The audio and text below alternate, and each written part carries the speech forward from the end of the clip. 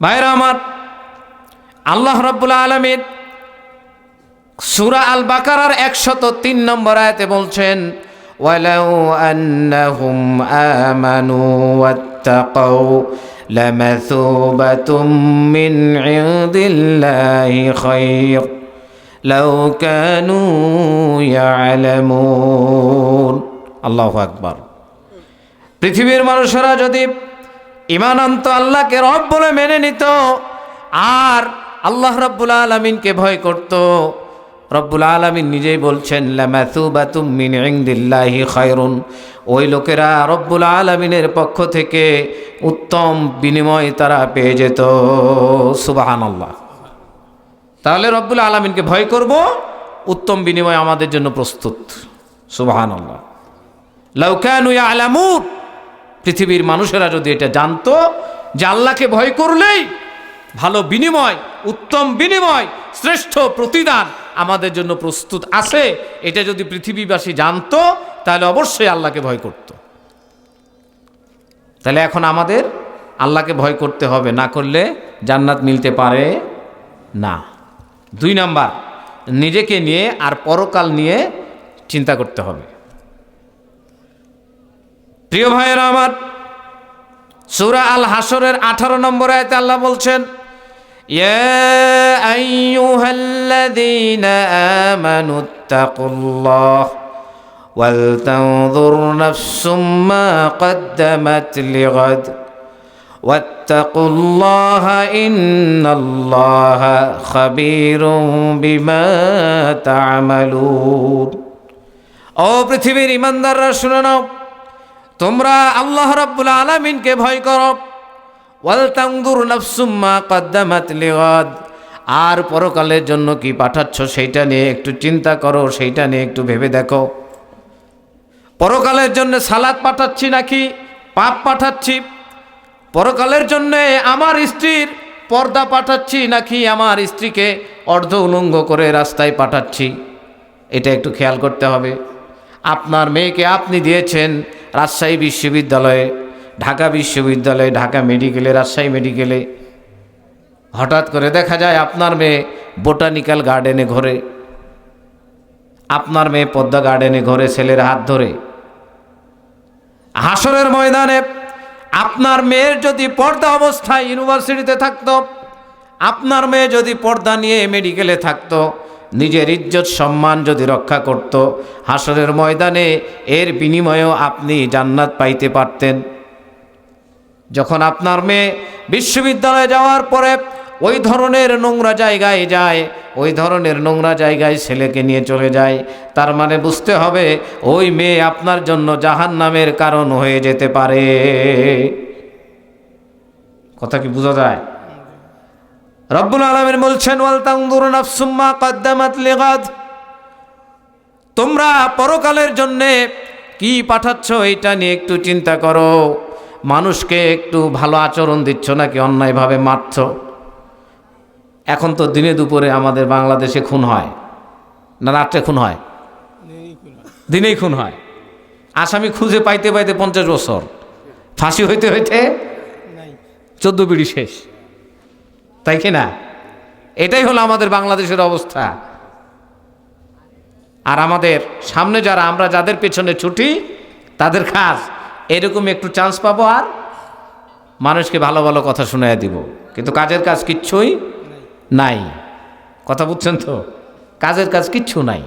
এরকম সুযোগ আসবে আর ভালো ভালো কথা শোনায় দিবেন, কিন্তু কোরআন থেকে যতক্ষণ পর্যন্ত আইন না নিবেন, এই কোরআন থেকে যতক্ষণ পর্যন্ত নিয়ম না নিবেন, ততক্ষণ পর্যন্ত ওই ধরনের কথা দিয়ে বাংলাদেশে শান্তি আসতে পারে না। অতএব আমাদেরকে চিন্তা করতে হবে যে পরকালের জন্য আমরা আল্লাহ তাআলার কাছে কি পাঠাচ্ছি। এই জন্য নিজের নাফসকে নিয়ে বেশি বেশি চিন্তা করতে হবে, খেয়াল করতে হবে যে আমি দিনে সালাত আদায় করতেছি কিনা, আমার মুখ দিয়ে কখনো ফাহিশা কথা বের হচ্ছে কিনা, আমার মুখ দিয়ে নোংরা কথা বের হচ্ছে কিনা, এগুলো আমাদেরকে খেয়াল করতে হবে। তাহলে রব্বুল আলামিন বলছেন যে তোমরা নিজেদেরকে নিয়ে চিন্তা করো যে পরকালের জন্য তোমরা কি পাঠাচ্ছ। এরপরে আল্লাহ আবার বলছেন ওয়াত্তাকুল্লাহ, তোমরা রব্বুল আলামিনকে ভয় করো। ইন্নাল্লাহা খাবীরুম বিমা তা'মালুন, তোমরা যা চিন্তা করো, তোমরা যা কথা বলো, তোমরা যা কাজ করো, এই সব সম্পর্কে আল্লাহ তাআলা খবর রাখেন। আল্লাহু আকবার। আল্লাহ তাআলাকে ফাঁকি দেওয়ার মতো কোনো সুযোগ নাই। আপনাকে আমি ফাঁকি দিতে পারবো, আমাকে আপনি ফাঁকি দিতে পারবেন, কিন্তু একজনকে ফাঁকি দেওয়া যায় না, তিনি কে? আল্লাহ। আল্লাহু আকবার। তো নিজেকে নিয়ে চিন্তা করেন। এরকম একটা দৃষ্টান্ত আমরা একজন মহান ব্যক্তির জীবনী থেকে একটু দেখে আসি। ওমর রাদিয়াল্লাহু তাআলা আনহু, আপনারা নাম শুনেন নাই? ওমর রাদিয়াল্লাহু তাআলা আনহু, তার একজন খাদেম ছিল, তার সাথে থাকতেন, যেটাকে আমরা বলি পিএস। নাম হচ্ছে আসলাম রাহিমাহুল্লাহ। এই আসলাম রাহিমাহুল্লাহ বর্ণনা করছেন যে খরাজতু লাইলাতান মা উমর ইলা যাহিরিল মদিনা, যে আমি একদিন ওমর রাদিয়াল্লাহু তাআলা আনহুর সাথে মদিনার রাস্তায় বের হলাম। এমত অবস্থায় আমাদের সামনে একটা বাড়ি চোখে পড়ল।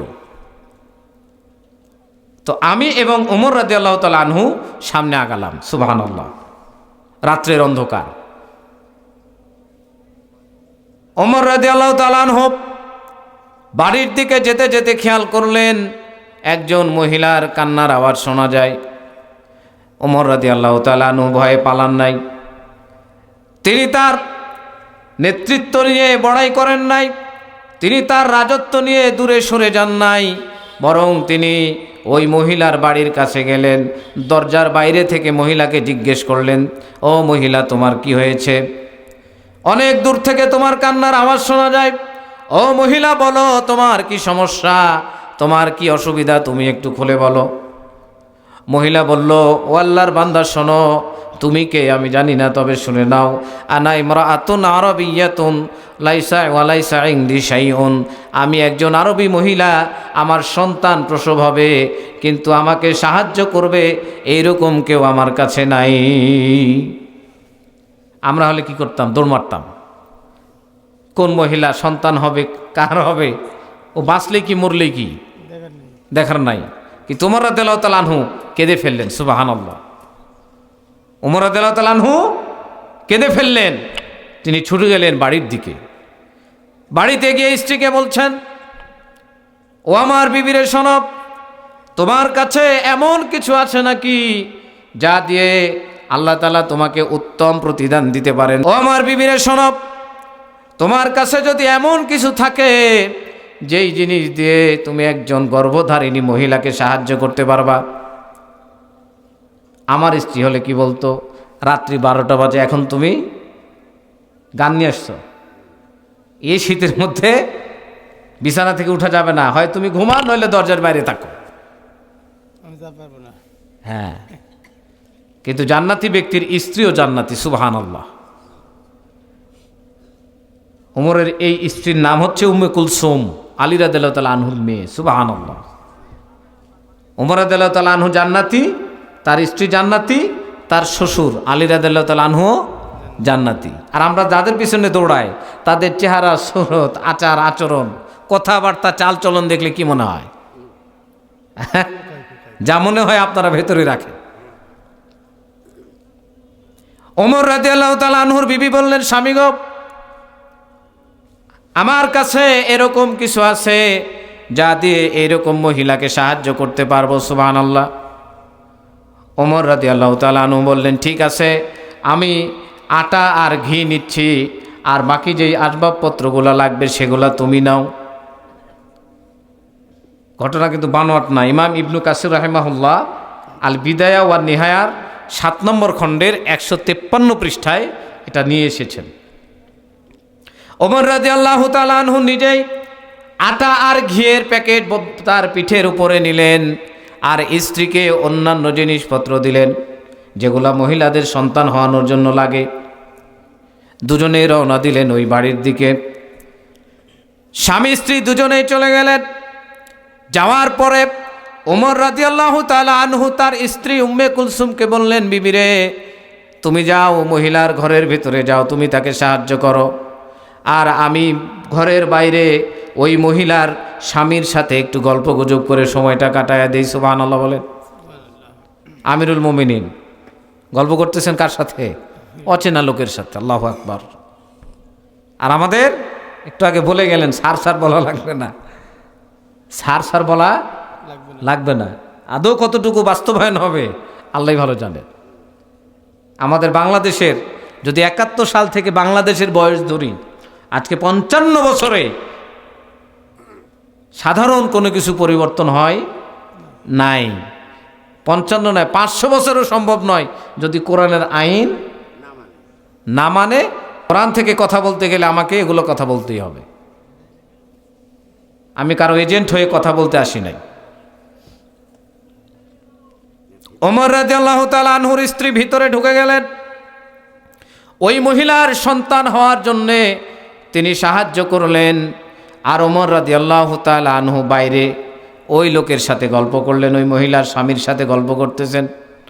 হঠাৎ করে ওমর রাদিয়াল্লাহু তাআলা আনহুর স্ত্রী বললেন, ইয়া আমিরাল মুমিনিন বাশশির সাহিবাকা বিগুলামিন। হে আমিরুল মুমিনিন, আপনি আপনার ওই বন্ধুটাকে একটা ছেলে সন্তানের সুসংবাদ দিয়ে দেন। সুবহানাল্লাহ। ওই মহিলা একটা ছেলে সন্তান আল্লাহ তাআলা দান করেছেন। সুবহানাল্লাহ। ওমরের স্ত্রী যখন আমিরুল মুমিনিন বললেন, লোকটা চমকে গেছে। সর্বনাশ, আমিরুল মুমিনিন তিনি এই মদিনার বাদশা, এই লোক আমার সাথে এইভাবে কথা বলতেছে। তিনি আশ্চর্য হয়ে গেলেন, তিনি ভয় পেয়ে গেলেন যে আমিরুল মুমিনিন এত সাধারণভাবে আমার সাথে কথা বলতেছেন আর আমার বিপদে পাশে দাঁড়িয়েছেন। তিনি একটু নড়ে চড়ে বসছেন। ওমর রাদিয়াল্লাহু তাআলা আনহু বললেন, লা বা'সা আলাইক, তোমার কোনো অসুবিধা নাই। তুমি যে আল্লাহর গোলাম, আমি সে আল্লাহরই গোলাম। সুবহানাল্লাহ। কিন্তু আমাদের মধ্যে এরকম ভাব নাই। আমরা একাই 100। নিঃশ্বাসটা যখন যাবে তখন আমরা টের পাবো যে একাই আমরা কতটুকু, 0। নিঃশ্বাসটা যখন চলে যাবে তখন টের পাবেন যে আমি আপনি 0 হয়ে গেছি। এমপি মন্ত্রী খাওয়া নাই, আর খাওয়া থাকবে না। ওমর রাদিয়াল্লাহু তাআলা আনহু বললেন, ও আল্লাহর বান্দা শোনো, আমি ওমর আমিরুল মুমিনিন, আমাকে দেখে তোমার এতটা আশ্চর্য হওয়ার কিছু নাই।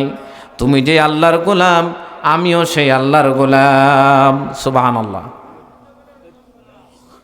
আল্লাহ রাব্বুল আলামিন বলছেন, ওয়া আম্মা মান খাফা মাকামা রাব্বিহি ওয়া নাহান নাফসা আনিল হাওয়া ফাইন্নাল জান্নাতা হিয়াল মাআওয়া। যেই ব্যক্তি হাসরের মাঠে তার রবের সামনে দাঁড়ানোকে ভয় করবে আর নিজের প্রবৃত্তিকে খারাপ কাজ থেকে দূরে রাখবে, খারাপ চিন্তা থেকে দূরে রাখবে, খারাপ কথা থেকে দূরে রাখবে, ফাইন্নাল জান্নাতা হিয়াল মাআওয়া, ওই লোকটার জন্য থাকবে জান্নাতুল মাওয়া। বলেন সুবহানাল্লাহ।